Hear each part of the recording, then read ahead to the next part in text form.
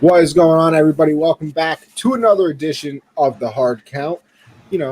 Hosting it as always, Anthony. CJ, my friend, my co-host. How are we doing on this fine evening? Doing well today. It's kind of a slow day, but glad to be on with my guy Connie talking football. Got a special guest today as well. Yes, sir. Garrett, what's going on? Just another day doing the Iowa Spring, where it was 70 last week and it's 33 today. So gotta love it. Crazy. It's been a little nice here in New York recently. CJ, no complaints out of us. Calm 60s. It was raining all weekend though. Bro, all week though. I'm trying to look like Tiger out here, trying to get some golf rounds in, and you can't do it in the rain. Yeah, it was the blow, but today definitely a lot nicer. So hopefully that stays that way for us. Listen, CJ, I need you to speak for yourself, okay? Because as we talked about in the pre-show, your boy was at the DMV today, so there was let me tell you though, I came back from the DMV, watched a little ESPN and all that, slumped. I woke up at like 6:30 out of nowhere, like rested and not rested. You never feel rested after you wake up from a nap, but I'm okay. I'll survive. All right. Before we get into everything, though, of course, got to thank the sponsors one time. So if you're into the betting world, make sure you go over to mybookie.ag and use code USM100 to double your first deposit up to $1,000. If you want to bet, just do it there. We got baseball going on right now. We have the NBA obviously still going on, NHL. There's fights all the time. So if you want to bet on something, just go find it and bet on it with MyBookie. And of course, like I said, use our promo code. Up next, we have RxHemp, RxHemp-USN will save you 10% on your entire order. So if you're a little sore from life, as I always like to say, go over to RxHemp. RxHemp, they got the pain relief CBD creams. You'll feel brand new when you wake up in the morning, get a little CBD cream after a long day at the gym or something like that, and bam, you're A-okay. Next up, we have the Teespring. Teespring.com/stores/unwrapped. Go check out the merch, guys. The network has its own merch, and then, if there's a show on the individual lineup that you like, possibly like this one, make sure you go and check out the merch, or, like Garrett's show, the People's XFL. So go check it out, put some money in the pockets. And then finally, the last one of the day is our Patreon, patreon.com/unwrappedsports. $1, you're just supporting the squad, letting us know you like what we do. $5, you get entered into a gift card giveaway. You also get 10% off the store, and you get access to our Discord chat where, you're like an honorary member of the Unwrapped family, as I like to say. And then that $10 tier, you get everything I just said, except the 10% discount goes to $20, and you get entered in to our signed memorabilia giveaway each month. A couple months ago, we did Keenan Allen. Last month, we did David Montgomery. I don't know what we're doing this month yet. I am not positive. When it comes out, I'm sure that we will post it unless somebody knows something more than me. I don't know. I saw Garrett. I saw Garrett getting ready to talk for a quick second, so I thought he had some low key information that I didn't know. So I was getting ready for this guy cue in because I was a little slow last time you gave it to me, so I was all ready for it this time. Well, it's true. Garrett did steal the last giveaway. I'm still calling. I'm still. What's the word I'm looking for here? I can't think of the word, but I don't think Garrett won. Okay, he's the only Bears fan that we got, and he just wins. Of course he does. I think he stole it. It's a nice come up there, brother. Nice come up. CJ, you know what I think happened? It's going on the wall back here once I get it. So. CJ, you know what I think happened? I think he pulled a Kevin Durant. Oh, man. He made big burner accounts, big old burner accounts, paid $10 and then said, you know what? Yeah, I am Amanda. Give me my David Montgomery jersey. I'm crying. But all right. If I had a burner, I would not use a female name just because I don't think I could pass myself off as a female. What about Loretta? You'll be Goretta instead of Garrett. You got it. It's all good. But all right, let's get into the football news. And I think the big news that came out yesterday, near and dear to me and CJ's heart, is our boy Julian Edelman gone, retiring. He ended up on the transaction list late yesterday that the Patriots had cut him or released him. It turned out to be a failed physical. He's had a lot of stuff done on his knee, so I assume that's what it would be. And then there was, the speculation on whether he was going to retire, if he was going to, go join somebody else, maybe hop over to the Bucs bandwagon, play with Brady one more time. But he ended up hanging it up in a nice little tribute video to the people. CJ, I don't know. I'll before we get into the main conversation about it, because I have mine. And Gary, even I know you're not a Patriots fan, but maybe you have yours as well. CJ, do you have a favorite Julian Edelman moment? I mean, where do I start? Oh man, I would say the catch against Atlanta. Obviously, that got to be number one for me. And then the catch against the Seahawks in the Super Bowl for the lead. That was a big one. The 3rd and 14 catch in that game. I mean, it's I don't know, bro. You're asking the wrong guy. Bro. It's a lot of moments. It's a lot of moments for Jules. I would say those are my top 3 right there. I'm disappointed in you. Were you gonna say the pass to? Yes, bro. Pass to Danny Amendola. I left that one down for you. 10. Yeah, I left that one for you. You know what I mean? Yeah, down 10, broke out the quarterback arm one more time for the one time, threw a nice little dot to Danny Amendola. I mean, was he wide open? Basically. It's a great play. But hey, that was a nice little catapult. Patriots were down 10 points in that game twice, and that was one of the reasons that they came back. So that's my moment. I obviously like the ones you said too. I didn't even think about that 3rd and 14 play against the Seahawks where he got absolutely bodied by Cam Chancellor. I think if I got hit like that, my soul would leave my body. So I don't know how I didn't remember the hit, but yeah, that's a good one. Of course, the Seahawk catch, and then I think easy number 2 for me, besides that pass, and probably should be number 1. It has to be that Atlanta catch. I mean, if you want to put it as a moment or a game, his whole game against the Rams. The whole damn thing. He was the only one doing anything on offense in that game. Yeah, I got the newspaper clipping on my wall of when they won that one. The headline, Dynasty rolls on, Edelman, MVP. Oh, what a time. What a time. Garrett, did you actually have an Edelman moment? I think, not being a Patriots fan, I'm not a hater either like some people are. And I was always impressed. That guy, he always showed up to play, and he always left it all on the field. And he did whatever his team needed him to do. You need you to throw a 10-yard pass, win a fucking game. Okay, okay, I'll go do it. And he went and he did it. I mean, and he was always leaving it all out there. He always put his head down. He threw blocks on running plays, stuck to the fundamentals. Always found a way to get open. Was always helping his QB out. Just great guy. Bro, speaking of blocks, another one of my favorite ones. I can't remember the wide receiver, but he came over from Arizona, and he caught a pass against Miami, and Edelman laid somebody out against the Dolphins. Michael Floyd. Yes. Oh my God, laid out that Dolphins defender, and Floyd scored that touchdown. Another one. I can watch that play on replay a lot. I really can. Yeah. I couldn't remember specific plays, but I love fundamental players. So seeing a receiver go out there and do a good job blocking, I love seeing that. Yeah, and then I guess we'll get into that main conversation that a lot of people are having right now. Warranted or unwarranted, some people are – I feel like you're either firmly on one side or the other. I guess you can be in the middle. I've seen some of those arguments too. But CJ Garrett is my man. Me and CJ's man. A Hall of Famer.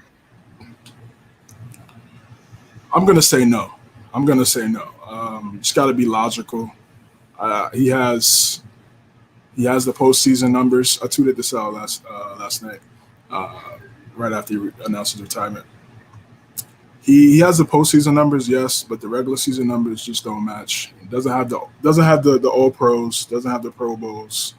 I mean, he was a great Patriots wide receiver, but he was never a top 10 wideout, top 5 wideout. When I look at the Hall of Fame, they look at, were you the best at your position or one of the best at your position, top 5, top 10, in your era, in your time, from the time span that you played. And if the answer is no, then you can't get in the Hall. Like I say, it doesn't have the touchdowns. Doesn't even have anything close to the touchdowns. It has like 40-something touchdowns.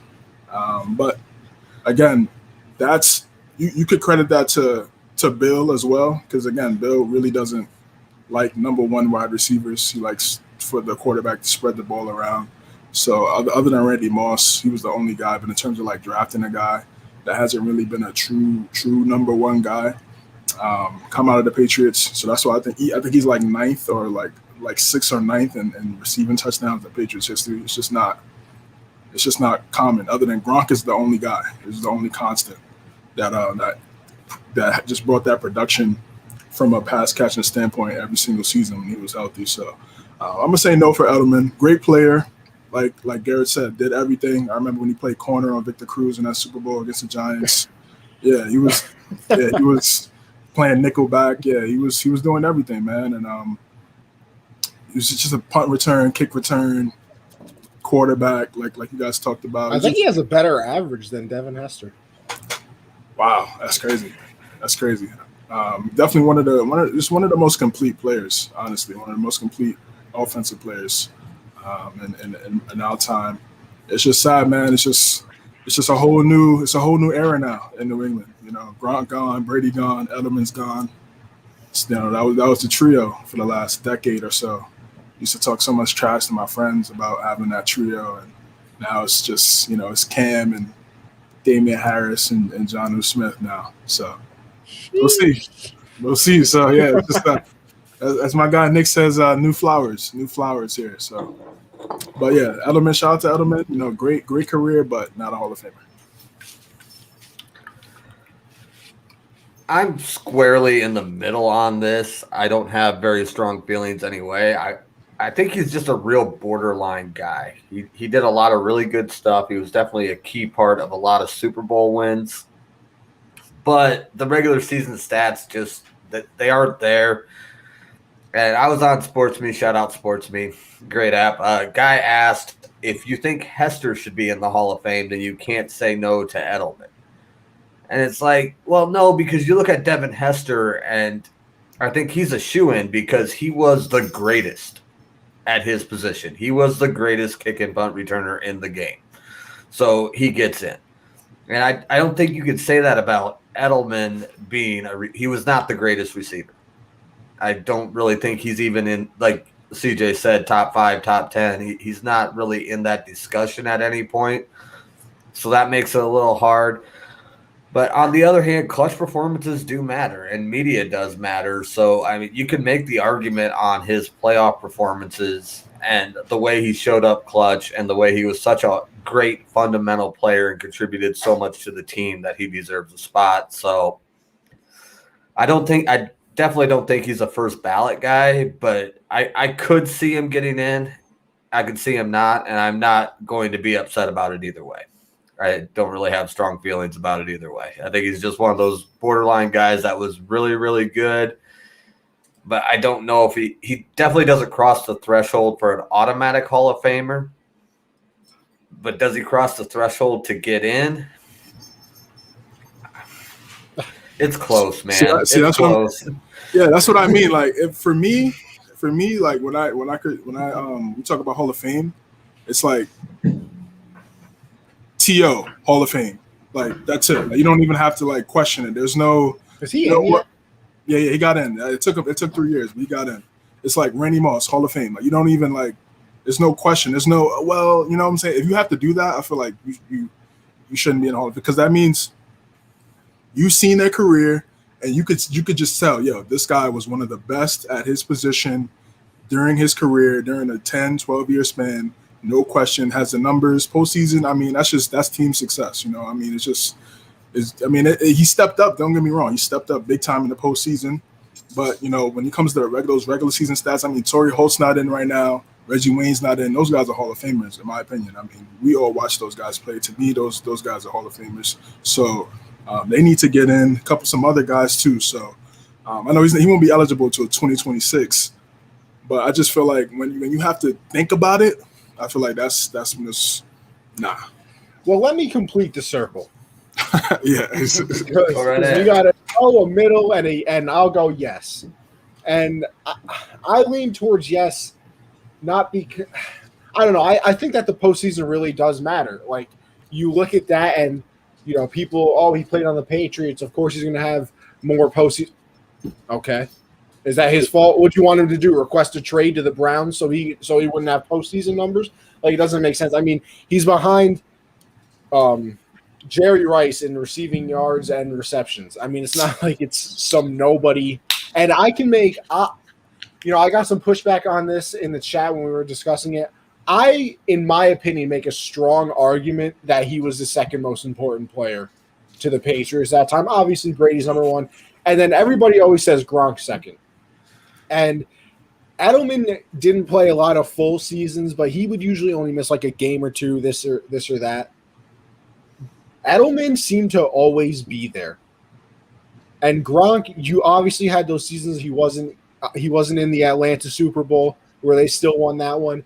I think, I talked about it earlier, Edelman's the only reason they won the Rams Super Bowl. I mean, nobody else was doing anything. He was a Super Bowl MVP for a reason. Yeah. You can look at it that he's the reason they won the Atlanta Super Bowl. What if he doesn't make that catch?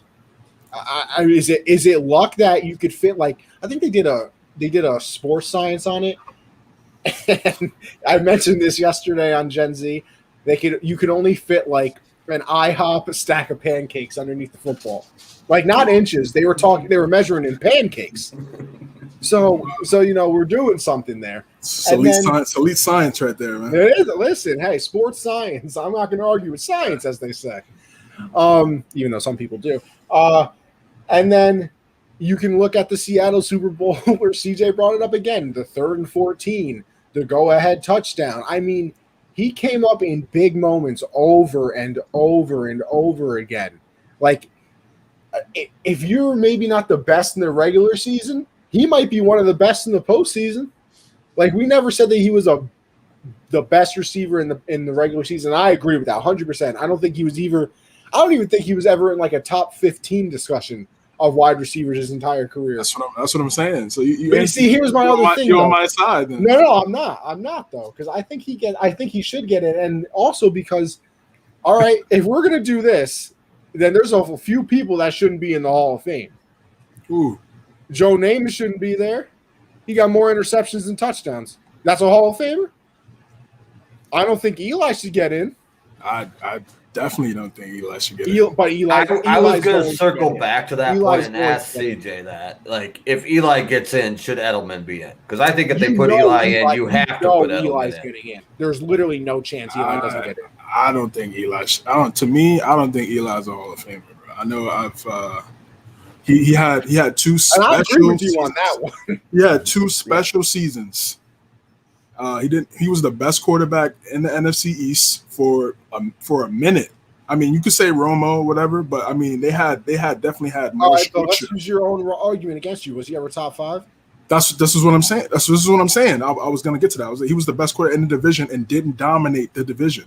It was always dicey. It was always the Cowboys, Eagles a couple times, Giants a couple times. Giants went to the playoffs and they go to the Super Bowl. It was never like Brady dominated the AFC East. It was never like that for Eli. He only has like 3 or 4 Pro Bowls. He'll get in because of the 2 special seasons. But outside of that, he was never, to me, I never looked at him as one of the best quarterbacks in the NFL. Like, I can name 7 guys in his era better than him. 8 guys. Easy. And that's kind of where I could see Edelman getting in, because if you put Eli Manning in for being the Tom Brady killer and winning 2 Super Bowls, then you have to put Edelman in for his playoff performances. For being the Tom Brady saver, then. Yeah, I mean, because literally that if Eli gets in, it's going to be because he beat Tom Brady twice. There's nothing else he did. Yeah, that's exactly. That's what I'm saying. Here's That's another not Hall- player that I You're, think you're diminishing the Hall of Fame if that's the only reason. That's your only criteria. And if that's where they're going to put the bar, then Edelman gets in. Right. And Yeah. here's If that's the bar, then cool. But I just feel like, we're going to lower the bar even more. Oh man. Here's another person I think gets in, and I talked to CJ about this one time on his Twitch stream. Make sure you go check out CJ on Twitch. But I think Philip Rivers is going to get in. He has the best numbers out of the two other quarterbacks that were drafted against him. He has the best numbers. I think he didn't win a Super Bowl. He was terrible in playoffs. I can see him getting in. And here's my other thing too.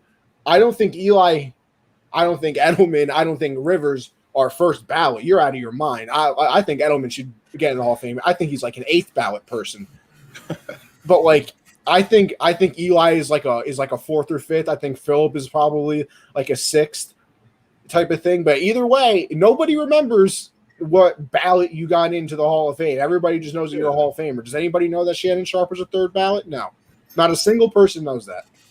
Unless you really care that much. But I think somebody like Philip Rivers is going to get in. Like I said, I think Eli will end up getting in. I think there's board. Here's my other thing. If Hester gets in, and CJ, you think he deserves that? He is, yes, probably the best punt and kick returner. Is that? He didn't have much success in other places, like a receiver or things like that. So he still is that enough to get in?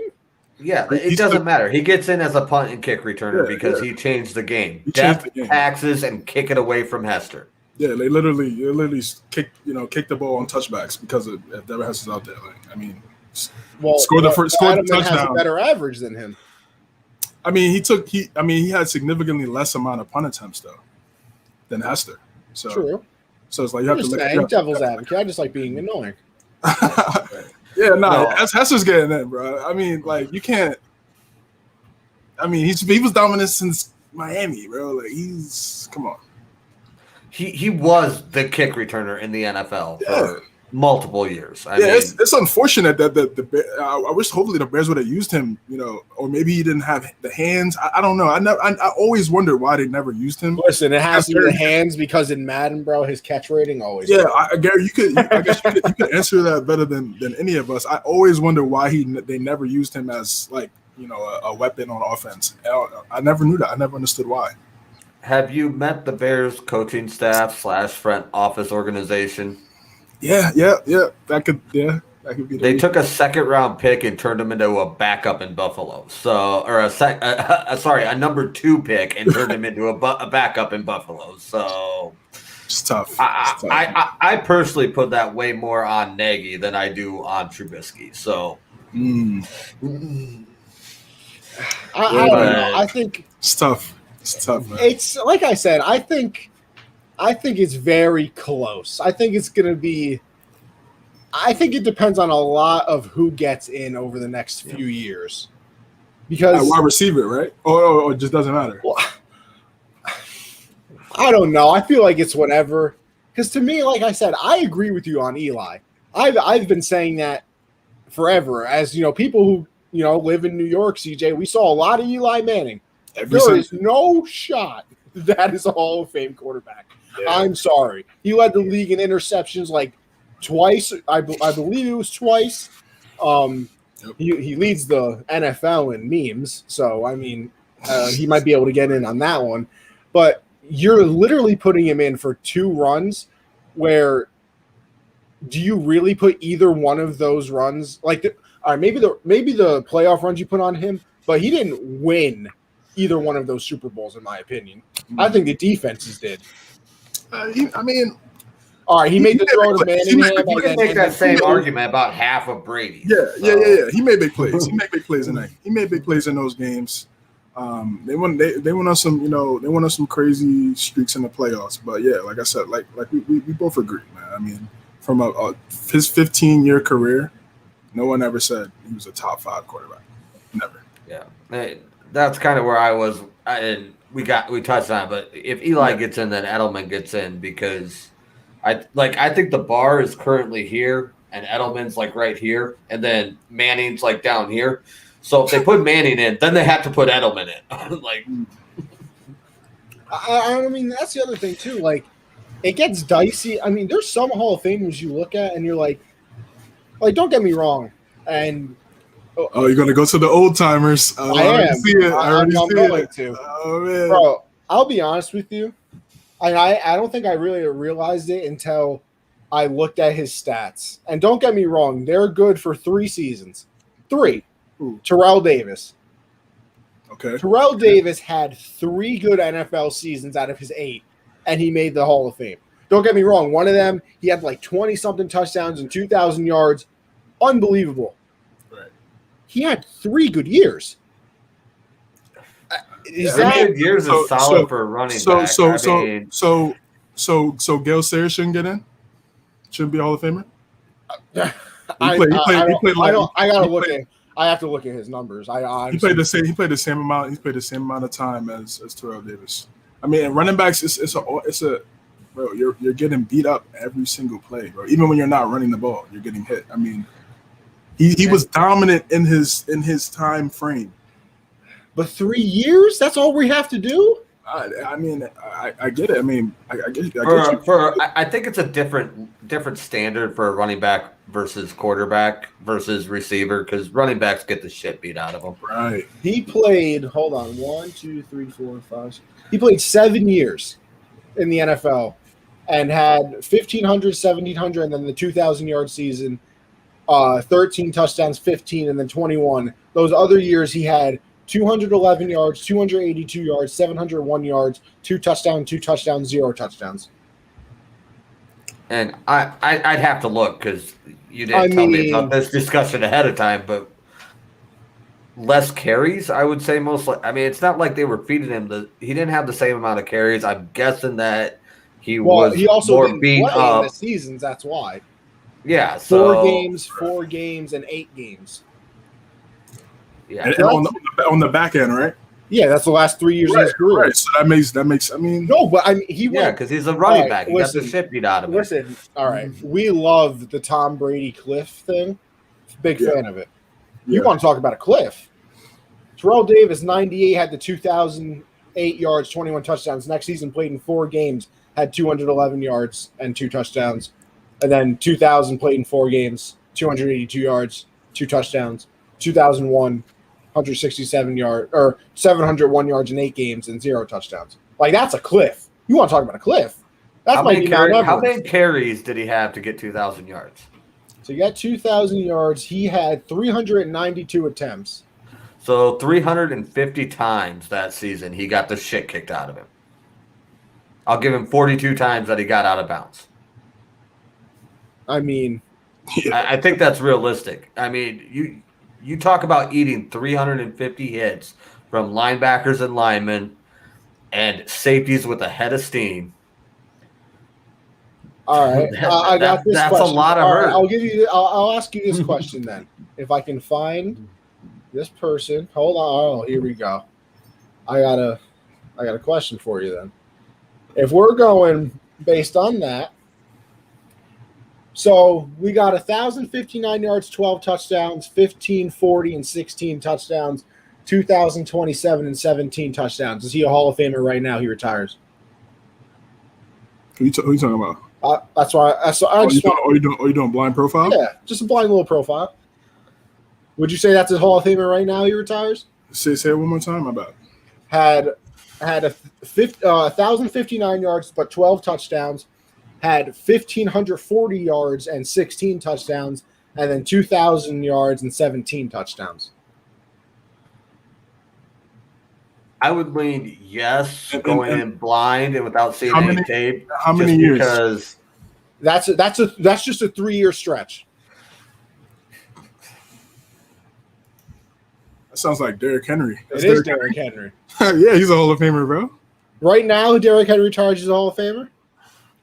I would say yes, depending on what happens. But I mean, even if he comes out and he's taking less carries and missing games, those 3 seasons, I mean, it's the same deal. But those 3 seasons alone put him in. He was the best running back in the game. I mean, he is currently the best running back in the game.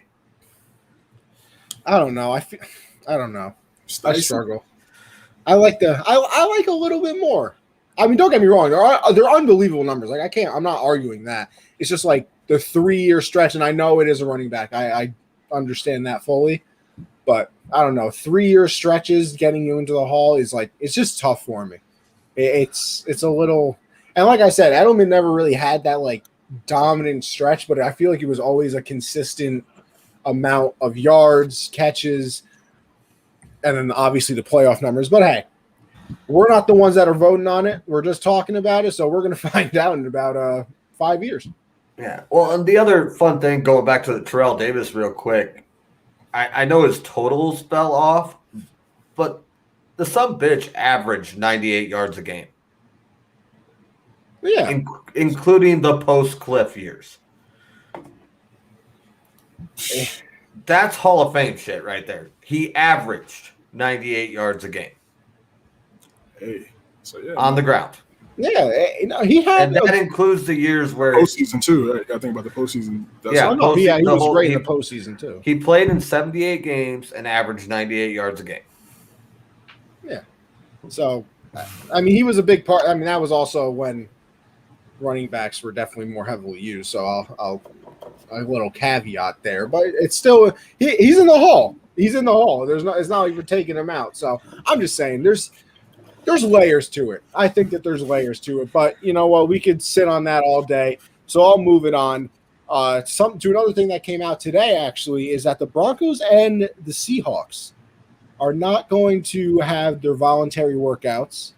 I believe it was a statement from the Broncos. COVID's still going on, so why would we put people, in that situation?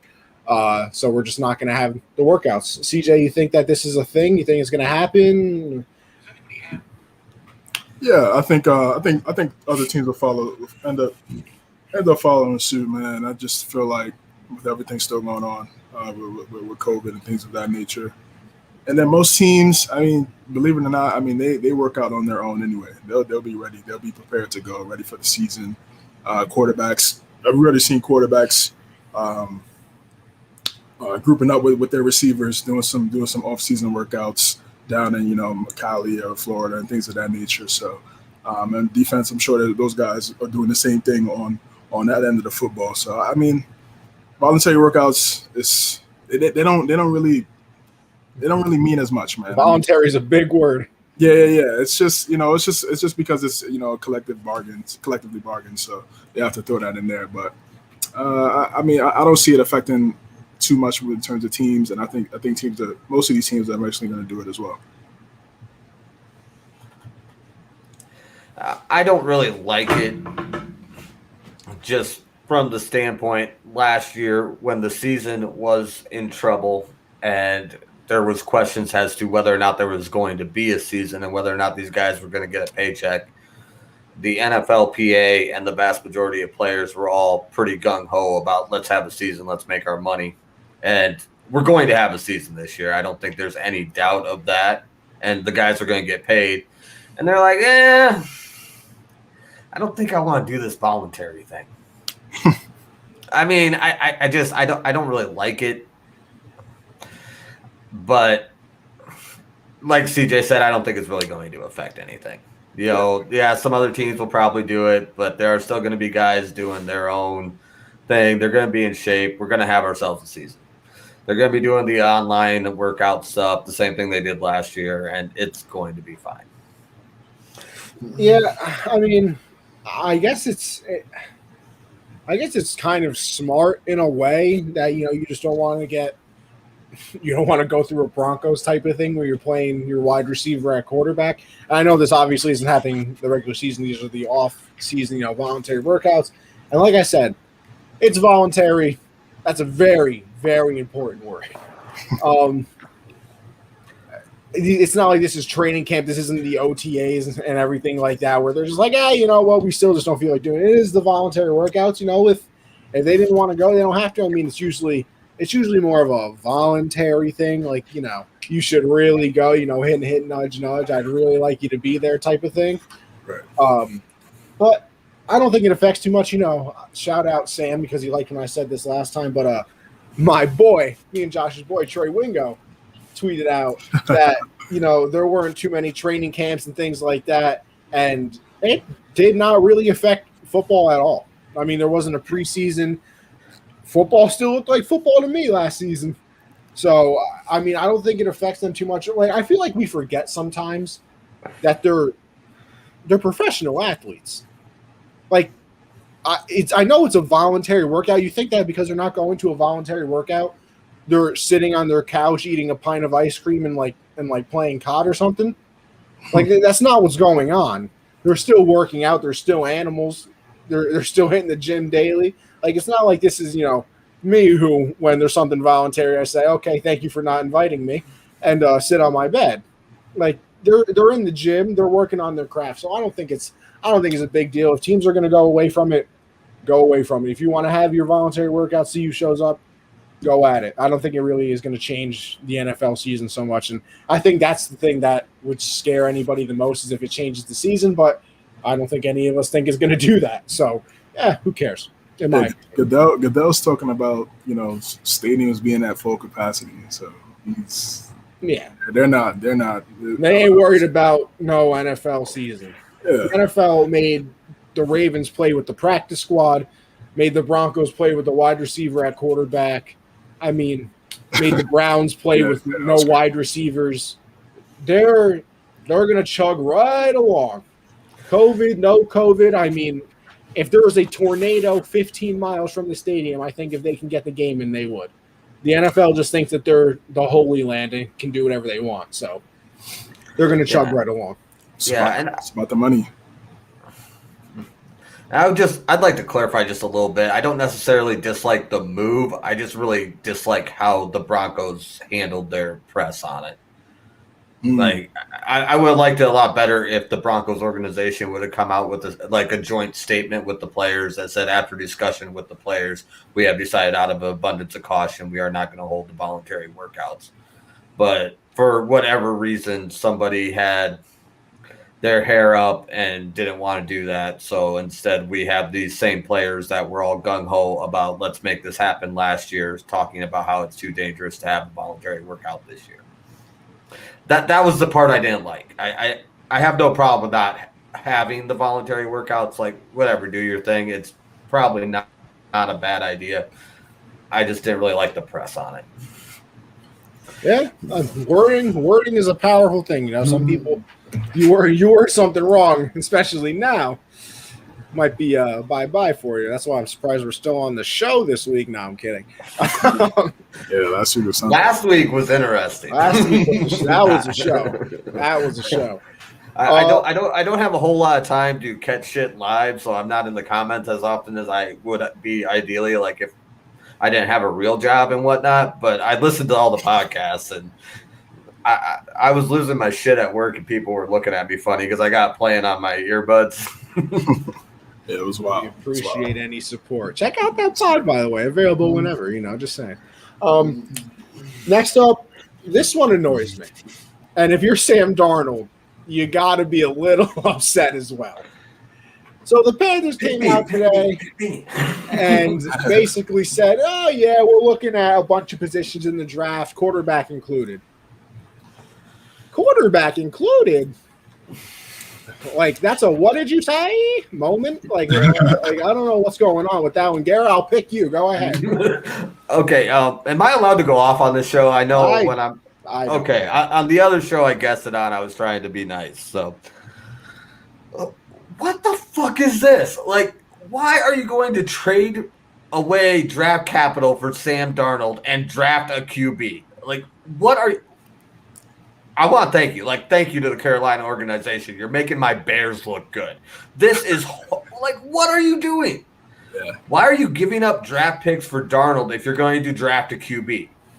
Like, I was in the chat. I'm sure you all saw me a week ago or whatever when the Darnold argument was going on about him versus Bridgewater. And I was fully convinced by not necessarily like this, like I think Teddy is bad or Darnold is better necessarily, but by the moves Carolina was making, it indicated to me that Darnold was the guy. They were going to put him in for a year, and he was either going to be good, and they roll with him, or he was going to be bad, and they have a top 10 pick next year and they draft a QB. Like, that seemed to be the indication of where the organization wanted to go. And now you're talking about drafting a QB this year? I mean, sign up for the tank plan and bench CMC for a year so that you can be 2-16 if that's what you're going to do. Because, like, what's the point? You draft a QB in the first round. Darnold's going to be out there looking over his shoulder, seeing ghosts again, and you're not even going to give him a chance. And then you still got Bridgewater hanging out, and you're paying him $20 million, or I'm not sure on the actual number, but you're paying him a shitload of money already. And now you got Darnold that you gave up draft capital for, and then you're going to go and draft a QB too. And by a QB, I should say QB also, because if they go out and draft a guy in the first round, if you drafted a QB in the first round, most likely you are looking at him to start at some point in the season. Maybe not week 1, but if you're drafting a QB in the first round, you're expecting him to be able to start or at least get significant playing time during his rookie season. So, like, why would you? You're just... I got a question for both of you. First one to answer gets a cookie. I'm crying. What team does this sound exactly like? The Bears! No. CJ, what'd you say? Eagles. You're damn right it does. I mean, this is prime example of what the Eagles did. Carson Wentz, we love you. You were going to be the MVP. I know you got hurt, and Nick Foles led us to that Super Bowl. We're still giving you that contract, but I'm just saying we got a statue of Nick outside your stadium. I'm just saying, had to do it. Sorry, buddy. But you know what, Carson? It's fine. We got rid of Nick for you. We still love you, guy. You know what? But we're going to go draft a quarterback in the second round, too. Like, what are you doing? This is, people, they always say, if you don't pay attention to history, you're doomed to repeat it, or whatever the hell the actual saying is. This is exactly what they're doing. Like, you traded away draft capital for Sam Darnold. Listen, I'm not even the biggest fan of Sam Darnold, but if you're going to do it, you might as well give the kid a chance. And then that's like me picking CJ to be the co-host, and then somebody else comes on and I'm like, you know what? I really think you should join the show too. Like, CJ's like, yo, what the hell? I thought you just, said I was your guy. So, like, I don't know if – and listen, here's the only situation that this makes sense in. Matt Rule went up to Sam Darnold and was like, listen, calm down. I have to, we're going to try to trade our draft pick, and we're going to try to, finesse a team out of some more picks to try to get back what we gave up for you. So I'm going to go out there and say we're very interested in a quarterback, but really we're not. So then somebody will trade up and be like, oh, I got to get ahead of Carolina, or I have to get Carolina's pick. That's the only way that this makes sense, because if they actually draft a quarterback, you messed everything up. Unless you actually think in this one too, because apparently, and listen, I don't like college sports, so I couldn't really tell you, but I listen to people that are smarter than me, and this is what they say, that next year's quarterback draft isn't really the best. So unless they're planning on having Sam drafting a quarterback there, in case Sam is terrible, they trade him again, and they have their quarterback there who's got to sit for a year and learn behind Sam Darnold, I guess. But those are the only two situations where it makes sense to me. And realistically, it's only one situation. I think the other one's stupid. Yeah, I think the last part that you said, that they're trying to finesse and try to get a team to trade up, I think that's why they're doing that. Because there's no that has to be the only logical reason why you can't trade for a guy last week and then the following week say you might get a quarterback. I think they're doing that. Maybe New England, Denver's right there at 9. Washington is at 19. Chicago's at 20. They have some quarterback needs. So that could potentially, they're just saying, we're going to draft a quarterback, and then these teams moving like, oh, look, we need to maybe try to get up in that top 10 and try to get our guy that we like, because he may not be there by the time we're on the clock. So I think it's a smart move by Carolina to throw that out there, to get more picks, get some picks back, continue to build around Darnold, continue to improve that roster. Yeah, I don't think it's the first part, but I don't think it's the first part that you guys are saying, because if it is, then it's dysfunctional. That's very dysfunctional. I don't see Matt Rule and the Carolina organization doing that. But it was good, brother. Doing What's that. up, Barry? That would just be, yeah, that would be bad. I think they're just trying to throw it out there to try to get some of these teams to try to make a move, to try to lose some picks, try to get some assets, and just improve that roster. But like what you said about the college quarterbacks, I mean, the experts, they say that all the time. But did you see Joe Burrow coming? Did you see Zach Wilson, Mac Jones? So it's like, they say that every year, and then you're right. Listen, CJ, like I college said, season happens, and then it's like, oh, this guy is the next whoever, and they're like, but you were saying that last year. That's what I'm saying. They say it all the time. They say the quarterback class is weak, and then the full season comes about, and then it's 2 or 3 guys that just pop on the scene and it's on everybody's radar. So that's just talk. This isn't on our little rundown, but I have a question because I was watching something and they said this, and I think it's interesting because I also think it's kind of true. You think the quarterback position is overdrafted now? Well, I mean, it's the most important position. I mean, it's. I don't know about overdrafted. I mean, I feel like here's my thing. I think it's overdrafted, and I think that this year is a good example. Like, the season ends, it's Trevor Lawrence, everybody else a step below, and then Justin Fields was kind of there. Right. Now all of a sudden, there's going to be 5 quarterbacks taken in like the first 4 picks, or 5 quarterbacks, 4 picks. There's going to be 4 quarterbacks in the first 4 picks. Like, what happened? You're telling me pro days mean that much to you? Throwing against the air means that much to you? Teams have a short leash.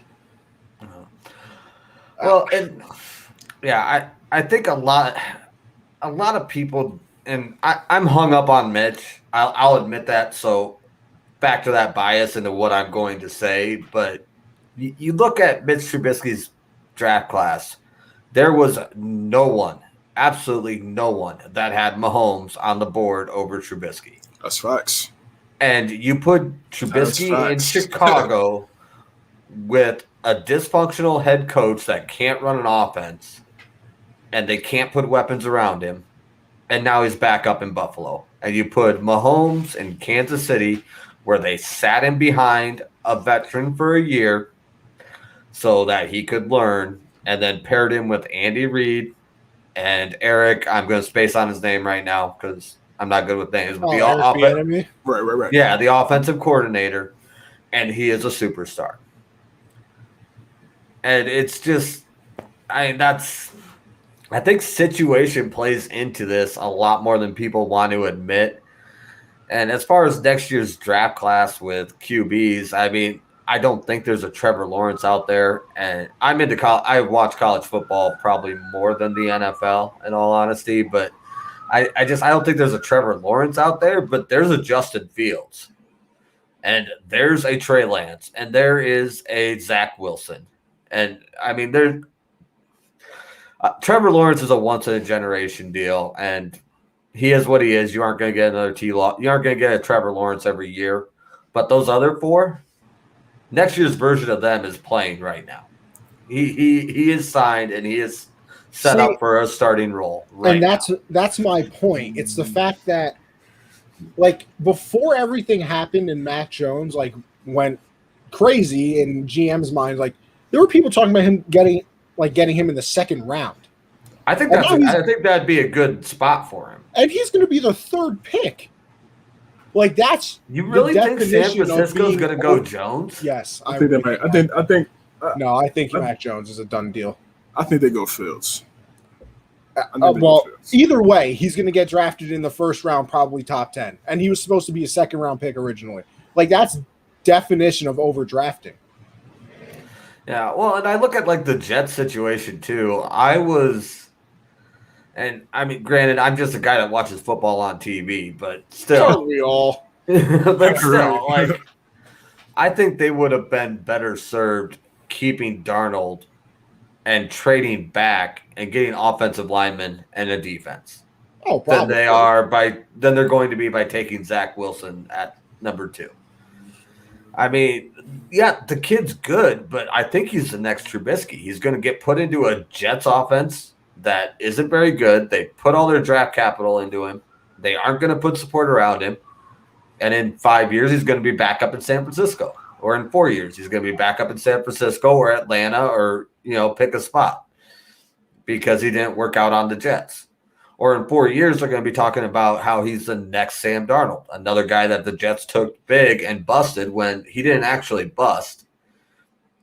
The Jets just never gave him any support. One thing Zach Wilson just have to hope that Joe Douglas is not Ryan Pace. That's what they have to. Oh well, it's hard. Oh God, that's the big question. That's the big question right there. Can he? Here's how the other thing. How many times in the last 20 years has a team that was in the top 5 in the draft drafted the franchise QB and won a Super Bowl in 5 years? Now Russell was the 4th round. 0. Yeah, probably 0. Honestly, Cam went 1 and they went there, but they didn't win. Yeah, Andrew Luck was good, but they didn't win. Right, yeah, you just got to the conference championship game. That was it. Yeah, you could pick 2 out of however many guys. I saw it on ESPN. ESPN tweeted out the other day. I can't remember how many, but you have 2 out of however many guys that got their team to the Super Bowl within 5 years of being drafted number 1 overall. Can you technically say Carson? He didn't 3. Goff. He didn't. Yeah. He didn't. Goff, They didn't Cam. win. Well, just win. Oh, okay. So then, because Carson didn't win the Super Bowl technically, but he's the reason the Eagles were there. Yeah, for sure. Yeah, and I think that's circling back to Connie's point over drafted. I think there's a lot of these teams for whatever reason, whether it's fan driven, because I think there's a lot of fans that believe this too, that they think that they went 2-14 and they are a quarterback away from being a good team. And it's just not true. That is not facts. I mean, listen to the draft this year when an offensive lineman, a defensive lineman, a linebacker gets drafted. Nobody will cheer that. The minute you draft a tight end, a quarterback, a wide receiver, a running back, immediate applause. You could tell them that you could take Ryan Leaf out of retirement and give him facial reconstruction surgery and draft him number 1 overall, and people be like, you know what? We got our guy. We got him. Like, that's how it is. And it's just not true. Like, you have to draft for need a lot of the time, and there's a lot of teams that have a lot of needs. And here's my other thing, and listen, I'm not an NFL GM. I should be, but I'm not. The whole drafting the best available player thing to me also makes no sense. I'm sorry. Like, this isn't like in the NBA, it makes sense to me because I feel like if you get that once in a generation talent like a LeBron, something like that, you can automatically become good. Football, it doesn't make sense. The Falcons are going to end up drafting Kyle Pitts. I'm telling you right now, if they don't trade back, they're drafting Kyle Pitts. That is literally the last thing they need. But he's the best available player at that point. So they're going to have Matt Ryan, Julio, Calvin Ridley, Kyle Pitts, whoever the hell the running back is. I don't know if it'll be Gurley again. And then a defense that gives up 45 because you didn't draft anybody else. I think it's dicey. It's dicey. I get what you're saying. I get what you're saying. Though. I think the best player available mentality has to kick in like 12 to 15. Okay, yeah. Because in the top 10, best player available is such a fluid deal. Like, you still, like, especially top 5, you most likely still have one of the top 2 quarterbacks, the top offensive lineman, the top tight end, the top receiver. I mean, which one of those guys is the best player available? Flip a coin. Right. But you get back to like 12, 15, and then especially into the second half of the draft and into the second round, that best player available approach makes a lot more sense because maybe your number 1 need is at receiver, but the top 5 receivers are off the board and the number 1 cornerback is still there. you can take the number 1 cornerback and still probably get one of those top 5 receivers in the second round. So I don't think it makes sense for the top 10, maybe even the top 15. But when you get, especially you get into the back half of the first round and later in the draft, that makes a lot more sense. Yeah, I mean, like I said, I am not a GM, so what do I really know? But I don't know. I think the whole best available player thing is stupid to me. I need an explanation on it, okay?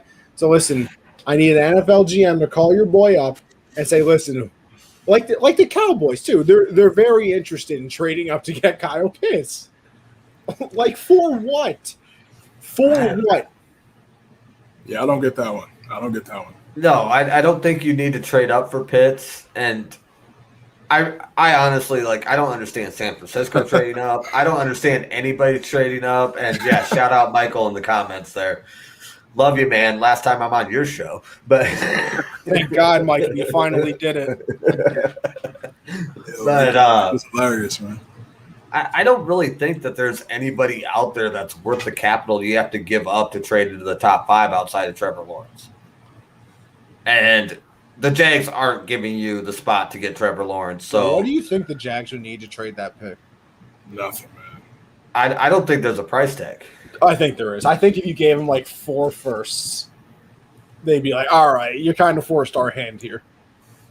I don't think it would work now, but I think like the only trade that might have worked earlier in the year would have been like Deshaun Watson and a couple first rounders. Because you're going to have to give them a good next thing you know, Russell Wilson suiting up for the Jags. Yeah, or if Seattle wants it, I mean, I think Seattle could. Yeah, you could probably give them Russell Wilson and like 3 first rounders and get that spot if you wanted to, but it's good. It'd be a steep tag. Yeah, it'd be a steep tag. And it'd have to be a quarterback, which automatically limits the teams that can do it. Because, I mean, obviously you aren't trading Andy Dalton and 3 first rounders. CJ, you think we can get Cam out of here for that first pick? No. I'm very interested to see what Cam does, like whether or not Belichick turns him loose, because he was obviously playing. I really think he was playing a limited playbook. For sure, 100%. I really think that Belichick just told him, "Look, man, it's going to be a rough season. This is what we're going to do. It's not going to look good, but just tough it out. We got to get through this season." And that's exactly what it looked like.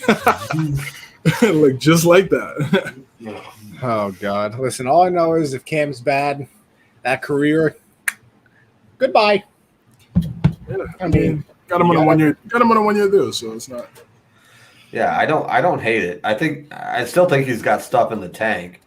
But you even look at like what he said in some of his post game conferences. I think one of the like most telling quotes was, "I'm just going out there and doing what I'm told to do." That just screams to me that he's following a playbook. Cam runs for 15 touchdowns this year. And Michael, I don't doubt it because that's the only thing he did last year. He had like 6 passing touchdowns. 6. Yeah, I'll take 20 passing and 15 rushing. I'll take that. Even I would take that. I would take that. And I don't even like Cam. I doubt he gets 8 this year, bro. All right, over under 15 passing touchdowns for Cam. Well, I'm going over. I take the under. I take the under too. Oh. I really think Cam's going to go out there and Belichick's going to build an offense around him, and he's going to average like 9 yards of completion. So you think Henry and Smith combine for like 6 touchdowns next year? That's what you're saying. Yeah. I don't believe in Cam.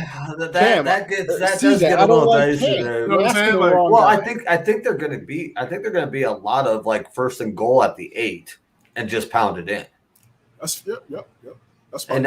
And I just think I really think that I can see Belichick drawing up an offense where the longest pass Cam has all year is like 25 yards in the air, if that. Bro, power goal line offense is going to be Cam Newton, Damian Harris, Hunter Henry, Jonnu, all blocking, and a QB power up the middle.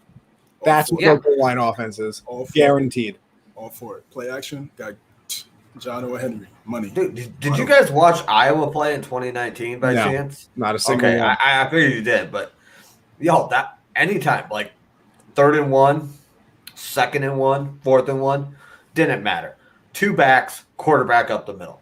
They ran that motherfucking play 3 times in a row on a 2nd and 1, and they gained 2 yards every freaking time. Listen, And this is my only went out there, saving ran grace it for Michael again, Pittman. and it's like My only saving grace. if you can put like 7 guys going up the middle with the QB behind them, it's unstoppable. Like you can't. You're going to get 2 or 3 yards every time. BB with those twin tight ends. Watch out! Listen, Michael, that's my hope. That's my hope. All right, but let's get into this next thing because we're already at an hour and we haven't even gotten into the main course. So maybe we'll do it a little faster than I hoped. We're gonna break down some divisions. Me and CJ decided to do this, so we're gonna go through each division. Eventually go through all the teams and everything like that. Kind of like what me and Michael did over there on the baseball side, where we did our nice little 30 and 15, where we broke down all the MLB teams in the 15 weeks leading up to the season. So me and CJ will do that. And, we'll see what people think during it as well. We're starting off with the AFC North, a fun division. CJ, I'm glad you picked this one because I was like, CJ asked me, which one do you want to do? I said, you know what? I believe in you. I'm a big believer in my guy, CJ. Big believer. Weak. So we're starting it off with the AFC North, and we're going to start with the Browns. And we'll I'll run down the list of questions and then, maybe get your guys' thoughts on a couple of them, and then, move on to the next team. Does that sound fair? Oh, good. All righty. So just a quick little reaction to last season. You think Baker improves? Is he on MVP watch? Possibly, hopefully. OBJ, are we in or are we out? And then Clowney, there's some thoughts. There's some thoughts that Clowney is on his way. And then we'll go on to the next questions after you guys answer those. But Garrett, let me start with you. Okay, so I got to review the list because I'm bad at short-term memory. Solid season. The Browns showed up last season, and I think they're no longer the laughingstock of the NFL. And I don't see that changing. They're going to be around. The problem is in the AFC North, I think everybody's going to be around. So you do have that to contend with. And Baker at MVP level, I don't know if he's an MVP quarterback. I don't even know if they're going to even try to give him an MVP season. And this comes into another thing that kind of irks me when people say it. Game manager quarterbacks are underrated. Guys that can make good decisions, complete the passes that they have to, and just make the offense work. And I think Baker is probably one of the best at that, or at least has the potential to be. So give him some good receivers, give him a good running game, and just send him out there to run the offense and make good decisions. And like I said, I don't think that results in an MVP year because you're going to have guys like Aaron Rodgers and Patrick Mahomes out there and Deshaun Watson possibly, Russell Wilson, and you're going to have all these quarterbacks that are just going to sling. And I don't think that's what Baker's going to do. So I don't see him doing an MVP. They get Clooney in there. That definitely addresses a definite need for him because you got to have defense. I mean, defense wins championships. Tampa did it last year. So I don't care how good your QB is. I don't care how good your offense is. Defense will win you championships. So that's going to definitely address a need. And in the draft, let's see, where are they even at? 26? 26, yeah. Yeah, I'd be looking at maybe picking up offensive line. A guy to watch, and this might not necessarily be a first-round pick. I think you'd probably definitely pick him up in the second and maybe the third. But and this is definitely a homer pick, full disclosure. But Alaric Jackson, tackle out of Iowa, 3-year starter, number 1 rated offensive lineman in the Big Ten last year, and a lot of boards have him going in the 3rd or the 4th. Like that guy, I can't believe he's not going in the first. He'd be a steal anything outside of the first. So that'd be a good pickup on the offensive line side. I'm actually hoping the Bears pick him up because Ryan Pace seems to be really good on that 2 through 6 round picks. So, but there'll be a lot of linemen out there. Get a little bit more protection. I think they have the offensive weapons they need. I mean, maybe look at a tight end. But all in all, I think they're going to be a very, very solid team. They're going to be contending for the division title. The problem is they're in a really tough division. You got record at the end there. Oh, yeah, record prediction, yeah. Yeah, I'd put them right around like between 10 and 12 wins just because they're in a really tough division. I think like 11 wins could easily take that division. But I think they're going to be in that group of guys. Oh, and we're 17 games now. So I'm going to bump that to 11. I'm going to bump it to 11. I'm going to say 11 wins, and they're going to be in that 11 or 12 wins. They're going to be right in that group of teams. I really think you can see this division ending like 12-5, 11-6, 10-7, like the top 3 teams, or even like 12-5 and 11-6 and 11-6. So I don't know about division championship. A lot of that's going to depend on luck and catching the bounce of the football because the division's going to be that close. By the way, the 17-game schedule really makes records so ugly. Terrible. We're get used to it. We'll get used to it. It's so ugly. Like there's no more 8-8. You're either 9-8 or 8. It makes me sick. That's why the Bears voted for it. You can't go 8-8 in a 17. No, that's definitely why. Did the Cowboys vote for it? I'm sure they. I think they had to have because that's the only. I mean, yeah, they can't go 8. Yeah, for everything. So, CJ, what you think? Cleveland last year, I think they did what they did last year is what most people expected they were going to do the year before. Stefanski had a phenomenal season, coach of the year. I agree with Garrett said. I think this is the first season for Baker where he has some type of structure around him. First few seasons, Hugh Jackson and Tyrod Taylor situation, and then they brought in Freddie Kitchens, 0 coaching experience. It's just dysfunctional for a number 1 overall pick. They brought in Stefanski, run power, run game. Just needed Baker to not, didn't need him to do everything, make decisive plays. Play action, move around the pocket, do things like that. I think as he becomes more comfortable with the offense, he could potentially start having those type of MVP type numbers. I think maybe not next year, but maybe the year after, maybe in that year 3 in that offense, really opening up the playbook, understanding everything. With the weapons that they do have, I think it's very possible that he could.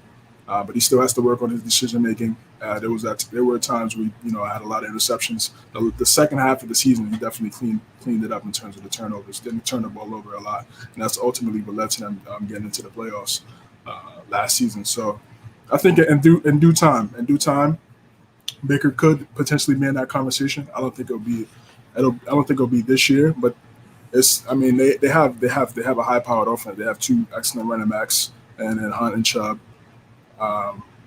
They got Odell and Landry, two great guys on the outside. Austin Hooper, Njoku still there at the tight end position. So it's there for the taking, man. It's there for the taking for him to have some good stats. Odell's future in Cleveland. This is like a prover year for him, honestly. As crazy as that sounds, he had so much success early in his career in New York, but he's battled with some injuries. This one being, the most significant one with the ACL. He needs to show that he could play a full 17, and he's, and he has to step up in the playoffs. I mean, everybody that if they do make the playoffs, he has to be reliable. One of those guys that Baker can trust and make big time plays. No boat trips. Yeah, exactly. He has to erase that. He has to erase that narrative and that story from him in the playoffs. He has to step up big time. If the opportunity presents itself for Cleveland. I think he's still a talented wide receiver. I'm pretty sure he has a big chip on the shoulder now, with him having to overcome this obstacle. So I think he's going to have a bounce back season, It's just the big question is in the media, they're always going to talk about, is Baker going to, look at Odell too much and force the ball to him, which creates turnovers and things like that. I just think Baker just needs to play his game, and I think Odell just at this point, just if it's winning, then that's it. I mean, he played well last year. I mean, before he got hurt, he was playing solid football. He was looking like he was on his way to being what he was the year before he got hurt with the ankle. So I could see him having a solid season, nothing crazy. And then I meant to say put Clowney. That was a typo. But yeah, I think Clowney. I think Clowney and Garrett, that could be. I thought they were signing George Clooney, honestly. That's Apple, man. But I didn't even catch that. I knew who you were talking about. Yeah, I didn't catch that you misspelled the name. Yeah, that's my bad. That's on me. But but I think they wanted to pick him up last year. They wanted to sign him for 3 years, 56 last year. And he turned it down and took the 1 year in Tennessee. Crazy. Regrets. Yeah. He missed out on a lot of guaranteed dollars. So bringing him in would be great. He's kind of similar. He could kind of have a similar role to what he was when he was in Houston with JJ Watt there. It doesn't have to be the primary pass rusher. He can continue to stop the run, be athletic, set the edge, still make some big tackles in the run game, get some tackles for loss. So I think that'd be a good pickup.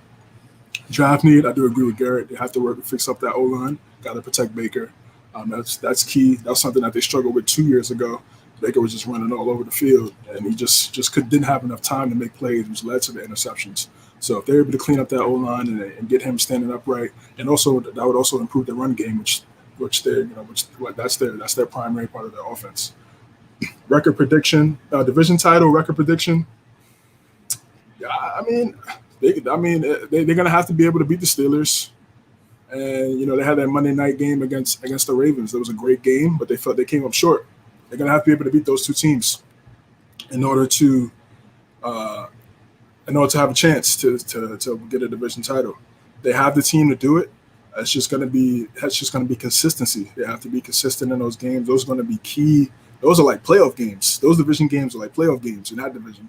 So if they could turn the tide and make those teams respect them, like, yo, we're here, like, go 2-0 against the Ravens or the Steelers. That would be big for their confidence going forward. They're still a really young team, so I think they have a shot to do some things that have success moving forward. What you think? Did you say record? Yeah, I could see 11-6. I could see that. I could see 11-6. It's not going to be. I don't see. I mean, the Steelers, they were 11-0, and then but the Ravens were right there and the Browns were right there last year. So it wasn't like they were head and shoulders above those two teams. So yeah, I could see 11-6, maybe a wild card again, and get home field maybe this time, and have those fans rocking.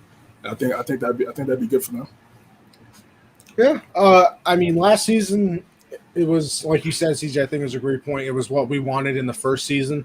I know I jumped aboard the hype train right away when they traded for Odell. They had Jarvis too. I was like, oh yeah, playoffs immediately. And then Freddie Kitchens came in and no coaching experience, and it was just a mess. So obviously it wasn't. Yeah, I respect you for drinking out the jug, by the way. Oh, you already know, bro. I respect that. What we got? I need to know too, though. What do we have? Oh, no, it's just water, bro. It's water. Yeah, bro. Come on. No. I didn't know if we were talking like some lemonade. Oh, nah. Just water, brother. Yeah. Okay. Hydration is key. They do say. I respect the choice. I'm drinking Iowa water, so. He said, "Yeah." Shout out Matt. He said, "Water." Shout out Matt, man. Always in the chats. But yeah, it was what we expected. It finally came full circle. Probably should have beat the Chiefs in that playoff game. I still really can't believe that they didn't, especially when Mahomes went out. I thought it was kind of like a sure thing until I can't even remember the quarterback's name. Who came in for Mahomes? Chad Henne. Yeah, Chad Henne turned into Steve Young and ran for the first down, and it was my, what a mess. But yeah, it was a fun season. You know, Baker, the MVP thing, I don't think that's ever going to be in the cards for him. Like we said, he's a game manager, and people put that as like a bad thing. And I think Garrett's right on that. It's not. Like, you can make a very strong argument. Minimum, the first 2 Super Bowls, Brady was a game manager. That's what So in that, the defense has to be dominant. And that leads me to the next thing. You get Clowney. Right. I don't know how your defense isn't dominant. Like, don't get me wrong, Clowney never turned into the first pick we wanted him to be. He never became that player. I think it's too late for him to become that player. But we saw when he was in Houston, you put him opposite J.J. Watt when he still had something in the tank. He was kind of a problem. You're putting him next to Myles Garrett, who you can make the argument is the best edge rusher in the NFL. And what are you going to do? Double team Myles Garrett? Listen, Clowney didn't turn into that first pick. I still like my chances with Clowney in a one-on-one situation against a lot of people. What are you going to do? Double Clowney and leave Garrett one-on-one? Have fun. You be my guest. So I think that they should go after Clowney. I think it's smart. Here's my other thing. Is there such thing as too much pass rush? No. It's a very simple answer. You saw it with the Bucs. You had JPP, Shaq Barrett, Vita Vea, and Ndamukong Suh. I mean, there's no such thing as too much pass rush. It's just not a thing. So you go out and get Clowney, and you know what? I kind of like what Matt said here too. If the Browns get Clowney, they can beat the Chiefs. So why not? They really almost did it. And my thing with OBJ is that's bold. That's bold. See, and my thing with OBJ is I don't think he makes it through. Any given Sunday, homie. Any given Sunday. That's a fact. Yeah, that's a fact. That's a fact. I don't think OBJ makes it through the year. And I don't mean like an injury-wise. I think by trade deadline he's gone. I don't think it's going to happen before the draft or during the draft. But I think especially if you see the Browns draft a wide receiver, that he's gone. And I don't necessarily think it's OBJ's fault. I think it's more of Baker's fault, where the fact that OBJ gets into the game and Baker's like, oh my God, that's Odell Beckham Jr. I have to throw him the ball. And like, it actually does happen. Like, it's not like it's just some myth that he plays bad when OBJ's there. Like, he actually does. He forces the ball to him because he's scared he's going to go off. And the Browns have just played better when OBJ isn't in the lineup. Like, I think he just was that. He has to just make the right read. That's but he doesn't when Odell's there, and that's his problem. We saw when Odell got hurt this year. All of a sudden, the Browns are in the divisional round. Probably should have beat the Chiefs. But he was playing well though. He was playing well before he got hurt. It wasn't. I think coaching matters. Coaching matters. He needed the coaching to tell him, look, yeah, Odell, is he open for a high percentage of snaps? Yes. Is that always the right throw? No. If you make the right read, the right throw, then the right, check audible, then those passes to Odell will definitely be open. If he starts to understand that as a quarterback, then Odell will get his big plays. He'll get those yak plays where he could take 10-yard ends and take it 70. He could do those things like that. He has to just focus on making the right reads. And like I said, I think it's more of a Baker problem than Odell. But I just think I think even through the coaching and all that, I don't know. I just feel like Odell doesn't make it through the year. Would I mind it if he did? No, because I think that team would just be even better. You have the two-headed monster at running back, and now you have a two-headed monster at wide receiver with Jarvis Landry and Odell. Like that, the Browns are going to be a tough team to beat. No matter what.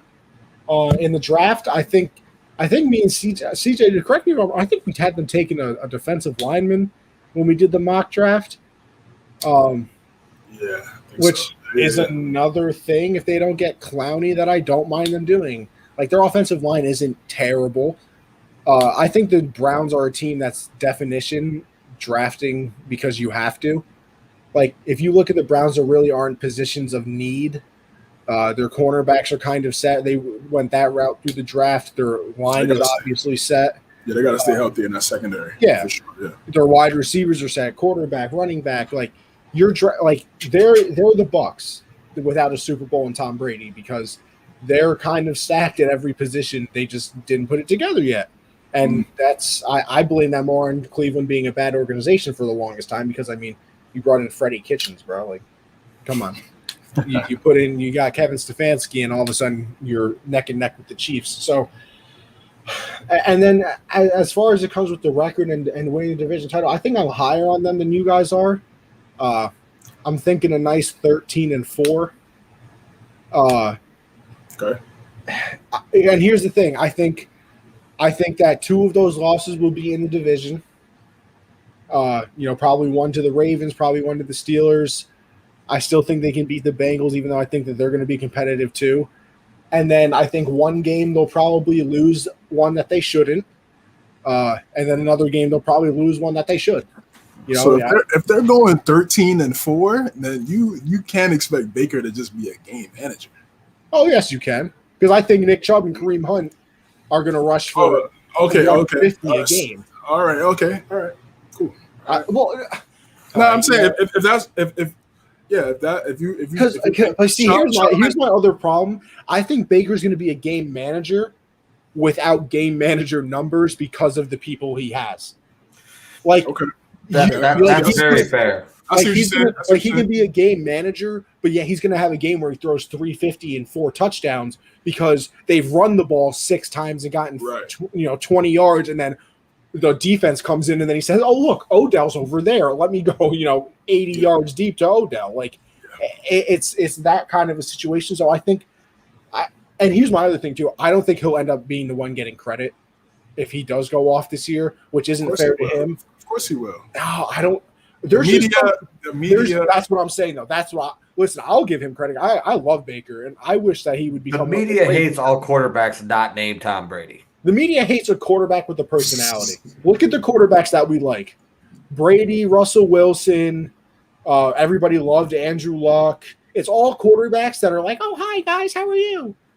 And then Aaron Rodgers annoys me because people think he's better than Brady, but like people don't like him because he's arrogant sometimes. People don't like Baker because he's, all the stuff he did in college, this, that, and the third. Like, people don't like Cam because he's that's just coward, man. No, there's people. No. There's people that don't like Baker. But Cowherd is the leader of the pack. Oh yeah, he's numero uno on that list, no doubt about it. He really started all of that. Bro, honestly. The minute he saw him grab his stuff during that game, he was like, Baker Mayfield is a backward hat kind of guy. I mean, hey man, I like his personality. He's a baller. He's a baller, man. I will tell you this right now. My least favorite, and as somebody who wants to go into media and things like that, my least favorite question is, "Are you the best player?" And then they answer yes, and they're like, "Oh, he's taking shots at people." CJ, ask me if I'm the best host right now. Are you the best host? You're goddamn right I am. Fuck you, it's me. Stupid ass question is that? Are you the best? I would hope you have the confidence to say that you're the best. I don't give a shit if I'm the worst person at doing whatever I am.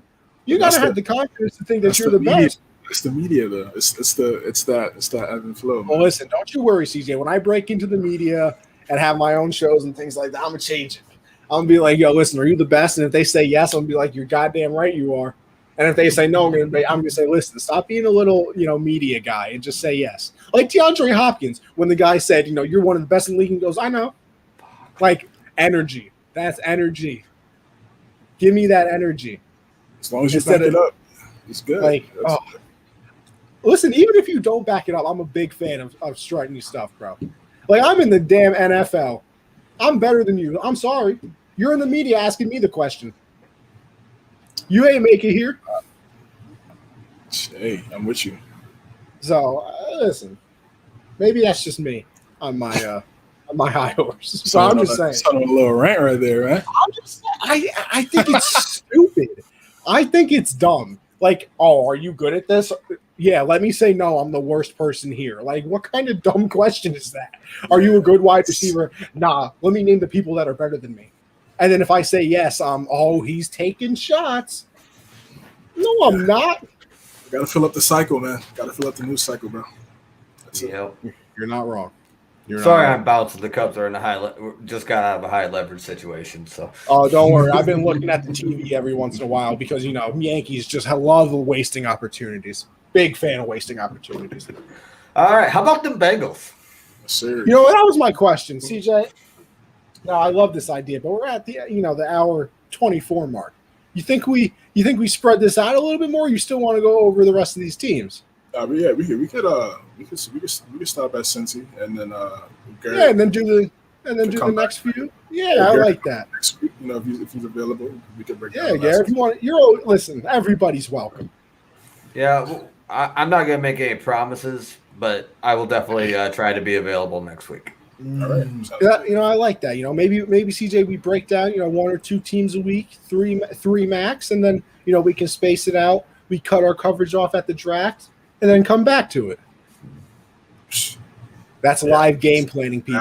That is live game planning. That is So you know what, perfect, man. CJ, I'm sorry to say, but my phone's dead, which is where I have the game plan. So I'm going to need you to take over the duties right now. All right, no problem. All right, I'll start with you, Connie. Talking about Cincy, your reactions to the Bengals last year. Obviously, drafting Joe Burrow, number 1 overall pick. A lot of expectations that he would play well, and maybe not necessarily the team. Obviously, they still had a lot of work to do in terms of the roster. Just talk about your reaction to the season, Burrow's health going forward. They just lost Giovanni Bernard to free agency as well. Good scat back that been there for years, made big time plays, catching balls at the backfield. How do you see T. Higgins you see him having a breakout season? Now AJ Green is on the Cardinals, and they signed Awuzie from the Cowboys, and they picked up Ogunjobi from Cleveland to improve that defense. So, what's your thoughts on the defense? And then I'll break those last 3 questions after you answer those. Yeah, so there was a lot of expectations obviously coming out of the draft for Burrow. I think in a way unfair, watching the media stuff like that, you're like, oh, he's gonna all of a sudden he went from not being known to I'm hearing in the media that he's the next Tom Brady and things like that. I know we have to compare players because that's what we're supposed to do. Yeah. But can we calm down on this player right out of college is going to be Joe Montana and Tom Brady and can they take a snap first? Because now all of a sudden they get drafted, they throw an interception in the first game, and you got people the next week calling up, "Yo, we made the wrong pick." Blah blah blah. It's how I feel about the Kyle Pitts. Let's just see, bro. I mean, everybody's like he's Yeah, it's I don't know. We might just have to do a whole media episode. I'm in on that. I don't give a fuck. I'll make that one work. I'm saying the media, bro. What a time we live in. But yeah, I liked what I saw out of Burrow. I don't think that it was anything. I think he was very good, honestly. I really do. I think that they made a correct pick. You obviously have to keep healthy, and I mean, this wasn't technically something you asked me, but I'm telling you right now, if the Bengals draft anything but an offensive lineman, the GM should go to prison. Attempted manslaughter immediately. Go to prison. Take him away live on camera. Because me and Josh, as a joke, used to pray for Joe Burrow every week on the show before games. And then be like, oh, we hope we're going to pick against the Bengals, but we'll also pray that Joe Burrow makes that healthy. And one week he finally didn't. Goes down with that injury. And listen, before that, he was playing well. He was having a good rookie season. I think he got overshadowed a little bit because I think everybody was wrong about Justin Herbert. As soon as he started playing, the Burrow and Tua hype went away because everybody was like, whoa, we got that one super wrong. So shout out to doctors stabbing people. Yeah. Word. Justin Herbert might have slipped him a 20 and said, listen, go a little further than you were supposed to. Crazy way to start the league. What a way to make your career because you got your teammate got a punctured lung. But hey, by the way, it's 2 hours before game time, and we need you to start. Can you imagine that? Just balls out. Just make your NFL start real quick. We need you, buddy. Oh, okay, heard you. But yeah, I thought, and this is a good question from Matt too. Burrow win a comeback player of the year. I mean, hey, if he balls out, why not? I mean, off the top of my head, I can't think of other candidates. I'm sure that there are. Alex Smith, if he plays a snap. Yeah, but he won it already. I don't give a shit. The guy the guy gets it No, every year. listen, He don't plays get a me snap wrong. I think going they should forward. rename it after him, so you don't got to argue with me too much. But Just say Saquon, Odell. oh, Saquon, you're right. Saquon. Okay, Yeah. I forgot about him. I don't know how I forgot about him. He was my first pick in my fantasy dynasty draft.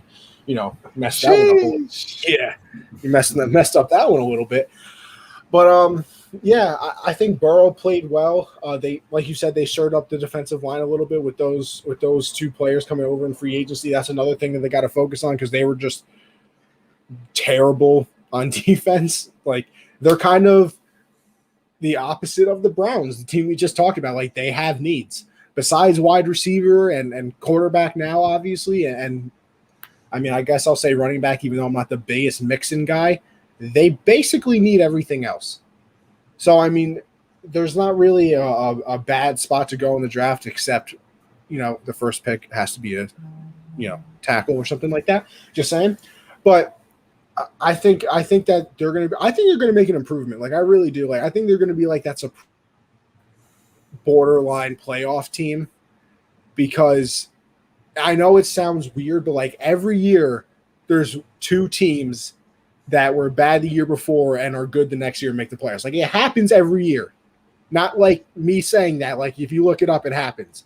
And I think that that's a candidate. I think the 49ers are the candidate in the NFC because they're getting all their injured players back. And I mean, we saw what the defense did, you know, the year before. So why not them too? But and then, you know, the other player you brought up in T. Higgins, if he's going to go off, I believe it was T. Higgins, right? If he's going to play better now that Green's gone, absolutely. I think that he was better than Green last year, but I think to start the season, they probably had to give the respect to AJ Green and, you know, see what he still had left in the tank. But I really do think the Bengals are going to surprise some people this year. I think, you know, they draft a corner piece lineman. They fix up the defense a little bit with the rest of their draft picks. Higgins plays like the wide receiver we saw him play last year, and Burrow continues to play as he did. I don't see why they can't sneak in or be at least competitive, more competitive than they've been in years past. All right, so that's me. Go ahead, yeah. We got a whole list here. I was really impressed by Joe Burrow, and I think he's going to have another solid year coming back. I am not really concerned about his health. And shout out, Matt. Yes, I know. We all know that you are still angry about the Packers draft pick last year. Hey, guys, did you know that the Packers drafted a quarterback? Hopefully they draft another one this year. I'd love to see it. Just to watch Matt. I would pay at least $1,000 to put a camera in Matt's room if the Packers drafted a quarterback and see what his reaction was. Oh, dude, that would break the internet. The hard It'd count be awesome. the hard count live draft show. It's the word. There we go. I mean, listen. But yeah, back to the Bengals. I think they had a pretty solid. I mean, they did all right. They obviously have some holes other than quarterback, but Joe Burrow was leading the Rookie of the Year charge. Yeah, we know, Matt. And yeah, until he got hurt. So definitely very impressed by him.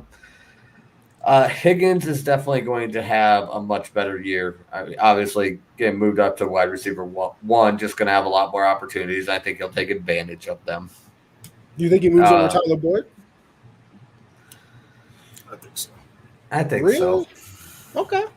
I mean, I don't have a problem with it. I think Boyd's very good as well. So, hey, listen, you have 1A, 1B situation too.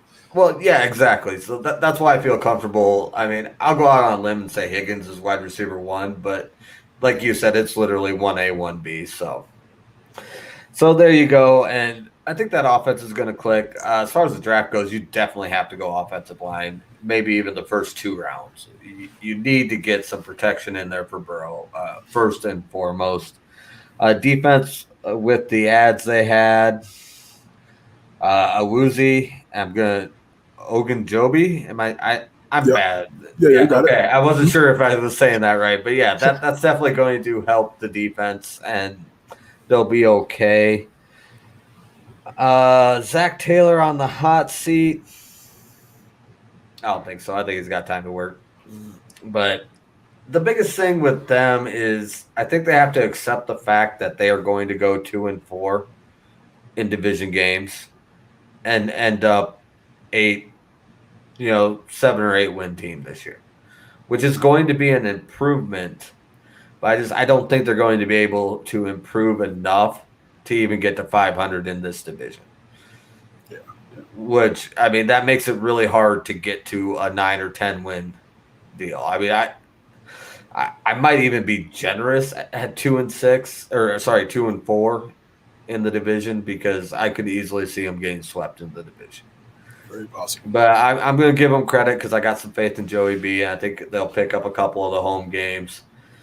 But I don't think they're going to be a playoff team, more so because of the division they play in than the talent. But they're going to be much improved. They're going to be moving in the right direction.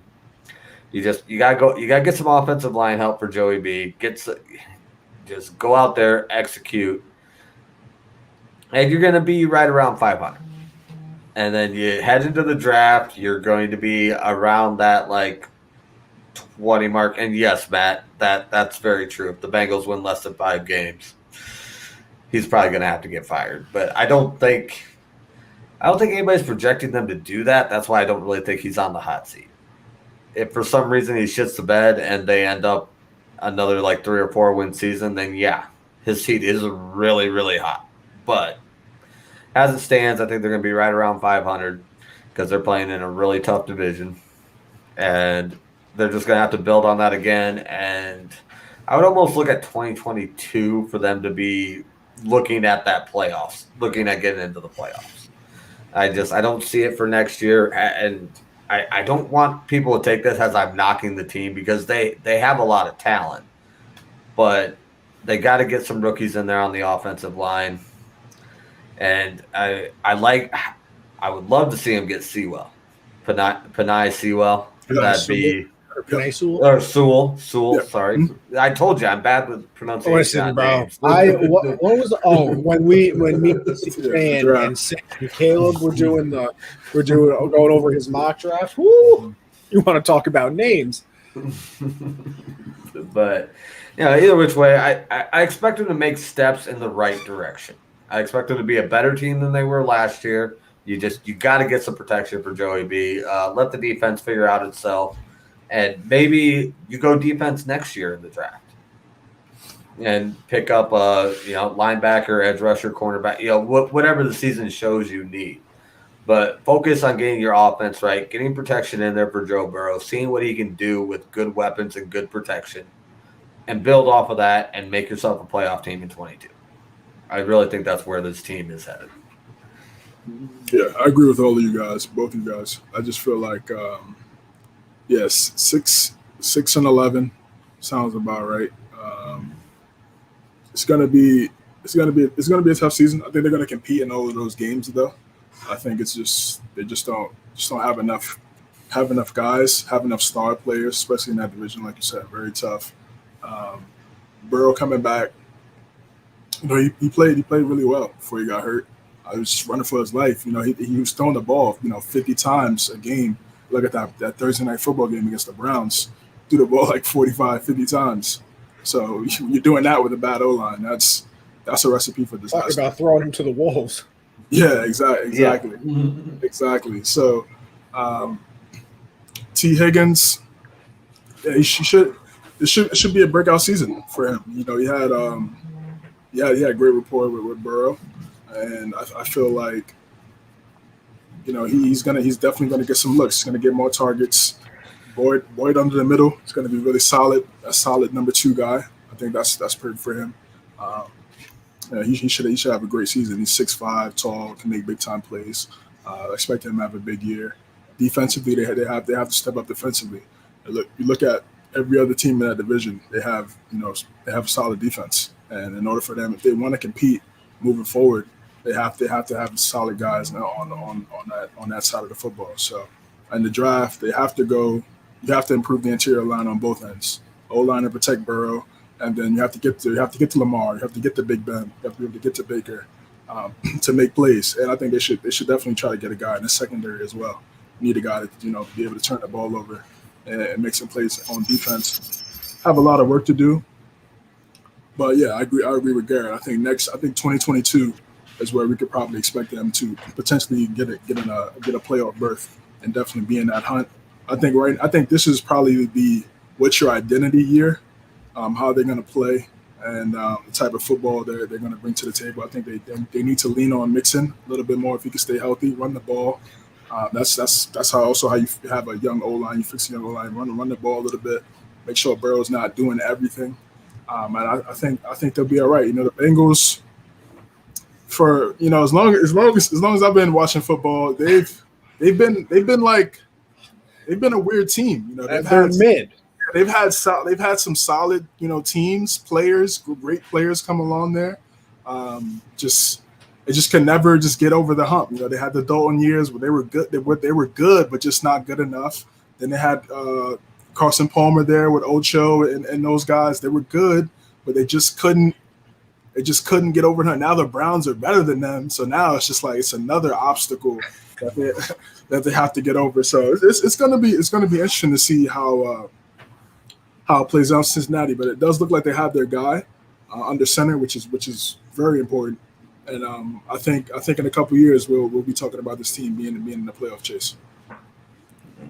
And I want to circle back to one thing that I missed when I was running through the list of questions. I don't think losing the running back really hurts them at all. Yeah, I mean, he wasn't bad, and I understand that offensive line contributes to this. I feel like he ran for replaceable person. Yeah, he ran for 400 yards last year. I don't really think that that's a problem to replace a 400-yard running back, especially if you spend at least one, if not two, draft picks on the offensive line and improve the offensive line and get a guy to the line of scrimmage before he gets hit. You could easily plug somebody in there and get a 600 to 800-yard season out of them. For sure. Yeah, and then just real quickly for me to circle back to something that I didn't answer either, with Zach Taylor being on the hot seat. Oh, yeah. I mean, we've seen coaches get fired so kind of sooner than expected. I know the Cardinals head coach got fired after a year. Freddie Kitchens got fired pretty quickly. I mean, there's a few coaches that have gotten fired pretty quickly, but I feel like they like Taylor. And I feel like they're going to give him that chance to, see what he can do. And you know what, Matt? That's a bold statement right there. Garrett in the backfield, rush for 400. They did let me listen. Let me just say this. I just want to say, as long as they let me drink Busch Light and smoke cigarettes on the sideline, I'm good for 400 yards. Listen, I'm just saying this. When I played football back in my, Mighty Might Division I days. Mighty Might, I'm crying. I played line because I was obviously bigger than everybody. But they did let me run the ball twice in my career, 21-yard rush and a 19-yard rush. So let me tell you something. They called me Derrick Henry back in the day, basically. Derrick Henry, Lorenzo Neal type wave. Lawrence. I was about to say Lawrence Taylor. LaDainian Tomlinson, Jesus. LaDainian Tomlinson, sheesh. I mean, I was that guy. LD, not LT. Yeah. Listen, there's so many things going on. One of them liked cocaine. The other one actually played football. How did I forget? But you know what? I think there ain't nothing wrong with cocaine, man. Come on. Listen, kids, don't listen to everything we say. But you know what? That's very true. Kids don't do drugs. I think unless anybody has something else to say about this, we leave it on this on this comment by Matt that I'm going to pull up. Unless anybody has something else, let me know. No. I have one more like general topic I'd like to circle back to real quick before we wrap the show up, but not on the Bengals. All right, no, let me know then, because I want to end the show with Matt's comment. Okay. The one thing, and this is coming off Sports Me again. I have a lot of fun on that app, so I'm going to plug it whenever I get.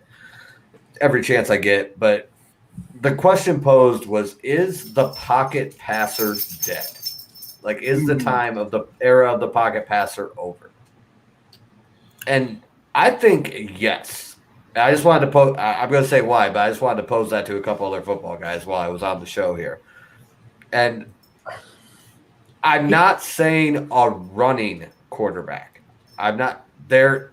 Okay, so just we're generalizing here, and I realize that you can make exceptions to this, but call Tom Brady a pocket passer and Lamar Jackson a running QB. Yes. I think the pocket passer is over. The era of the pocket passer is over. I'm not saying we're going to Lamar Jackson, but I think we're definitely getting somewhere in the middle ground there where you have to be mobile.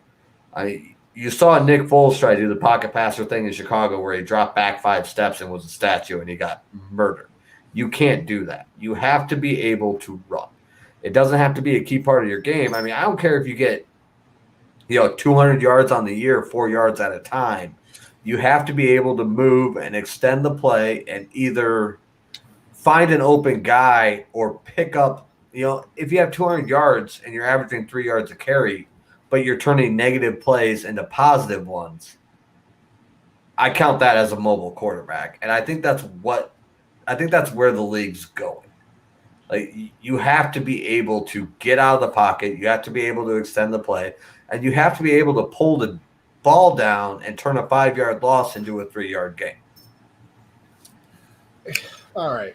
This is a hard question for me because I think I agree with you to the fact it's going in the middle where not you're a running quarterback, but like if the pocket breaks down, you can actually leave it and not be automatically sacked. But then you start looking at the Super Bowl and who wins. And that's, at the end of the day, what every team is trying to do. So we'll just go back. Brady won last year. Mahomes, who I'll put in the middle. I don't think Mahomes is a running quarterback by any means, but he's definitely mobile. Yeah. And Okay. I would call Aaron Rodgers a mobile quarterback. Yes. Yeah. And then the year before that, Patriots again, Brady.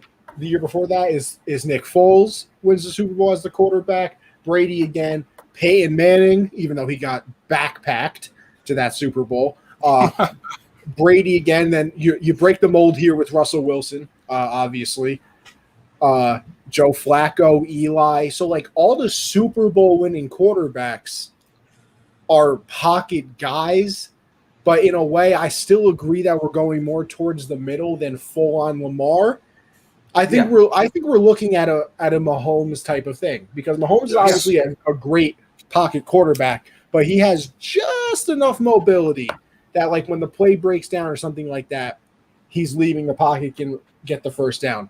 But I feel like dead is such a strong word to me just because of past Super Bowl success, and the NFL is the biggest copycat league. I mean, look, a few years back, everybody started running the fucking Wildcat. Like, really?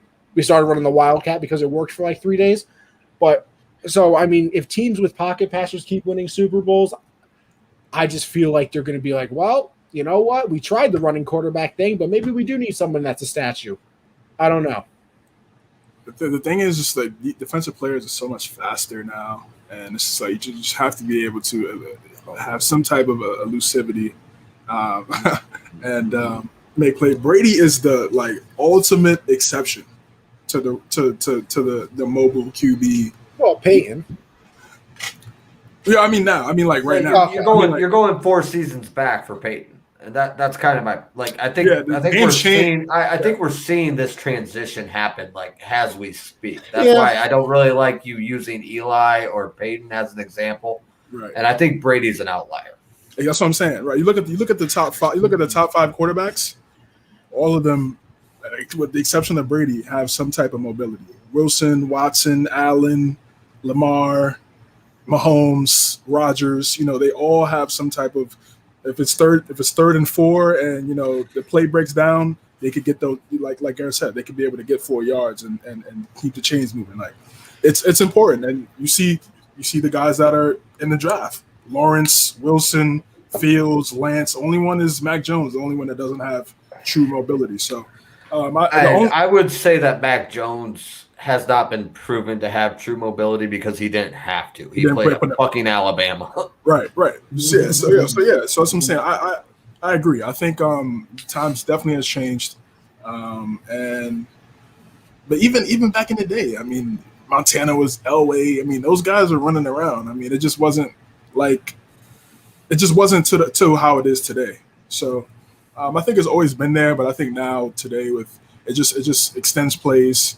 You could extend your playbook as well, doing some read options, triple options, things like that. RPOs has been such a big time acquisition to NFL offenses. So It's very key now in today's game, and I don't see it going anywhere. Even though injuries are going to happen, Dak rolled out and had the crazy injury, but I still feel like these coaches, these GMs, they're going to try to get a guy that can move out the pocket and do a little bit of improv.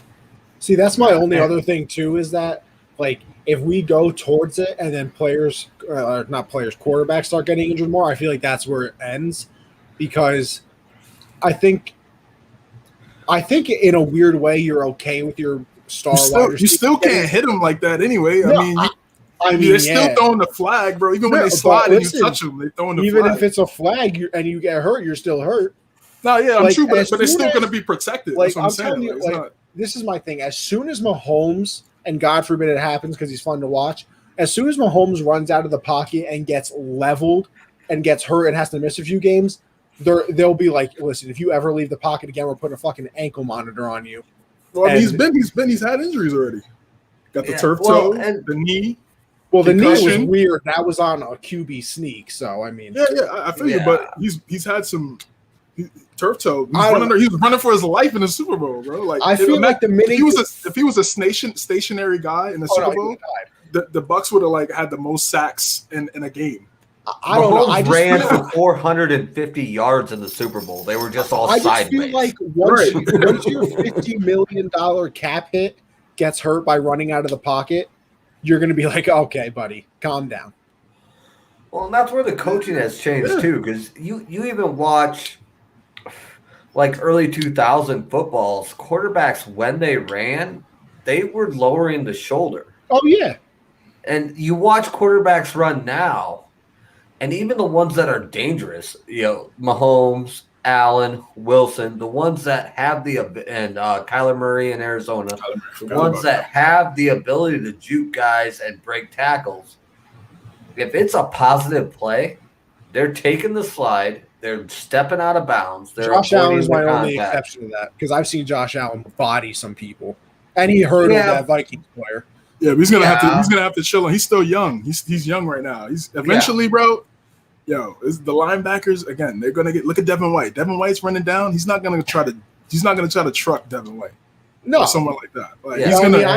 He's gonna slide. I've seen him stiff arm some cornerbacks and things like that, and continue on with the play. Like Josh Allen. Look at Cam. Don't be like Cam. See, and that's my other thing too. Brady's been around for what, 22 seasons? Cam is in what year? Like year 10. Year 10, and we're talking about him being done already. Like, do you want your mobile quarterback to only have a 10-year career, or do you want the statue that can give you 22? Well, you still have to be elite in the pocket as well. Do you want 22 8-8 seasons, or sorry, 8-7 or 8-9 seasons, or do you want 10 winning seasons? Well, Carolina didn't have the 10 winning seasons though. Well, and I think Cam was just a little bit ahead of his time, and Michael Vick was like way ahead of his time. Oh yes, Mike was. Yeah, but I really think the league is going to where you're really going. I mean, they're never going to be gone completely, but I think like the 5 and 7 step dropbacks are going to become less and less used. Oh yeah, I think it'll be a lot of 3 steps and get the ball out in 2 seconds. And a lot of rolling the pocket right, bootleg right off the snap. Have a moving pocket with a quarterback that can move around. And even Baker Mayfield gets rollout calls. Yeah, a lot less of this straight drop back, plant your feet and pass, and a lot more of moving pocket, 3-step drops, make your read. If it's not there, break out and extend the play. So I really think we're getting away from the 5 and 7 step drop back quarterbacks. Listen, I'm not saying it's going to go away. I mean, that still has to be part of your arsenal, but that can't be 100% of your arsenal. To quote Joey Bosa when they played the Patriots in the playoffs, stop throwing the ball so damn fast. That's what it's going to go to. That's what it's going to go to. So. Unless they start jumping over the center to get sacks, I feel like even sack numbers are going to go down because, like we said, Brady throws in like 2 seconds. We have rolling pockets. We have mobile quarterbacks. Like I feel like 20 sack years are gone because like you can't get there in a second unless maybe you're like Aaron Donald. You can literally just throw another human being into the quarterback, and well, we've seen him do that. But Shout out Reggie White. his tapes are crazy. You joke about Aaron Donald throwing another human into a quarterback, but Reggie White legit got a sack by throwing a guy at the quarterback from 5 yards away. No, Reggie White was that's textbook definition problem. That's the problem right there. Yeah. But all right, let me wrap it up with the best quote that I think, or the best comment I think I've seen on any of my 3 shows by Matt. Wait, not wrong one. This one. Cowherd stinks. The only good thing he did was bring on Joy Taylor as a co-host of The Herd. Sheesh. Excellent point. Because I'll give you this. Joy Taylor, A1. That's A1. Also, very smart, though. She's cool. You see this flag over the shoulder here? I do. Yeah. I hate Colin Cowherd because he hates Iowa. Oh, yeah, I don't know why, but he does. And it is annoying as shit. I feel like Iowa was legit 10-0. It was like, I can't remember. It was like 2015. I don't know. They went 10-0, and Cowherd was on his show talking shit about him. So, yeah. I'm here for the Cowherd slander all day, every day. So is any Baker Mayfield fan. Yeah, Joy. She's cool. She's calm. Cowherd, I like Joy. He does. One thing I like about Cowherd, he does he's hyperbolic. We really know that, but he does do good interviews. I'll say that. Oh no, he's a good interviewer. Yeah. He does have good interviews. I'll give him that. When he has guests on talk about the game, he gives them the opportunity. That's the one thing I'll say about him. Everything else is just like you said. It's just media. I was just saying, if you want to see the best interviewer that I've ever seen, go watch Hot Ones with Sean Evans. I don't know if you guys have ever seen that YouTube series where they interview listen, CJ, I would hope everybody does. But Hot Ones where they eat the wings and they interview celebrities, Sean Evans is literally the best interviewer I've ever seen. And this is coming from somebody who has to watch interviews for college all the time. So I actually, decently know what I'm talking about in this situation. Sean Evans, fantastic. But with that being said, we'll wrap it up. It's been a very long show, but a very good one, I will say. I think this is one of the better shows we've had. So we'll wrap it up there. Got to shout out the sponsors, of course. So if you want to bet, go over to mybookie.ag and use USN 100 to double your first deposit. If you want to bet on a sport, go do it there. Double your first deposit with our code, and you'll be taken care of very well. I hit a nice parlay last night to start off my Monday. So your boy's feeling pretty good. Next up, we have RxHemp. RxHemp-USN will save you 10% on your entire order. They got the hot and cold CBD pain relief cream. So if you're a little sore from life, as I always like to say, go check them out. You'll feel brand new after you use it. Check that shit out. It's legit. I use it all the time. Yes, sir. Listen, I should have had it after my second COVID shot. I felt like Garrett Cole after going 9 innings. It was killing me. But excuse me. God damn. Next up is the Teespring shop, teespring.com/unwrap. Teespring.com/store/unwrap. There we go. Check out all the merch from the network. Check out an individual show if you like it. They also have merch, including this one, including Garrett's show, the People's XFL. So make sure you go and check that out. And then finally, the Patreon, patreon.com/unwrapsports. Go check us out. $1, you're supporting the squad. $5, you get access to our Discord, 10% off the store, and entered into a gift card, an Amazon gift card giveaway. And then the $10 tier, the final tier, you get everything I just said, except the 10% discount goes to 20, and you get entered into our signed memorabilia jersey giveaway as long as Garrett doesn't steal it from us again with his burner accounts. But with that being said, I give the floor to you, Garrett, to plug whatever you have going on in life. You can follow me on Twitter and TikTok at Garrett from Iowa, and I co-host the People's XFL show every Wednesday night. We talk alternate football leagues, and that is at 9 Eastern, 8 Central. And then the Degenerates Corner, which is just kind of a fun show. We talk random news shit and give out gambling picks, me and other guys. So shout out to XFL Jim and Midnight Moose, my co-hosts, and the Degenerates Corner runs Thursday nights at 9 Eastern, 8 Central. Yeah, That's all I right on. got. Yeah, you could catch me on Twitter right there, CJ_James9. CJ versus the World on Twitch. Yeah, Color, amazing streams, by the way, my guy. I got you, bro. I got you. Colorcast, catch me. CJ versus the World on there as well. Garda Podcast on Instagram. Yeah, and the Hard Count. That's it, man. Yes, sir. As for me, Monday, Generational Sports. That's 7 Eastern. Me and Josh talk about a little bit about everything football, basketball. I like to sneak in my baseball topics every once in a while. Obviously, you just watch the Hard Count, me and CJ every week. That's 9 Eastern. Check us out. Keep supporting us, support the pod and everything like that as Throw well. the comment up. No, I'm going to. I'm getting there. Okay.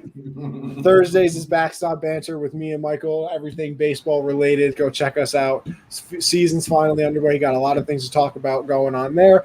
The Twitch account is Anthony_Conover as well. We'll put all the pods there. When MLB The Show comes out, it's wraps. That's all I'm playing. I might cancel every pod. I might just cancel everything. Dude, I was hopping on my Xbox to play golf last night, and I was scrolling through my games, and it said the show was downloaded, and I got excited, thought like maybe I got early access for pre-ordering, and I hit go, and it was like, sorry, this title's not available at this time, and I about cried. I was so excited. Listen, tomorrow at midnight, I'm there. Thursday. It's only Tuesday, bud. You're getting ahead of yourself. Tomorrow midnight. Tomorrow's Wednesday. Oh, yeah, and then midnight is Thursday. No, the drop date is the 16th, so it's Thursday at midnight. Are you? I don't think you're right. It's the 16th, Well, so Thursday I'm at midnight. I'm getting it on the 20th via Game Pass. So. It does come out the 16th. Yeah, so Thursday at midnight, homie. Thursday at midnight. Nah, you just killed my vibe, by the way, Gary. You should have just let me live because that really just killed my whole vibe. Wow, that sucks. I was so excited. But yeah, Anthony_Conover is Twitch. Anthony Conover _ is my Twitter. And apparently I've also made an OnlyFans. So connie.onlyfans.com/feedpick/BBM/thickdaddy. Shout out Christian. You're a piece of work, my guy. You're a piece of work. Daddy. Two C's. Two C's. Gotta go with the 2 C's. That's how you know it's real. But thank you, boys, for joining us, CJ. Always a pleasure, my guy. We'll be back next week. And Garrett, thank you for pulling up to the show. Anytime, man. I will do my best. I love doing these streams anytime you want me, man.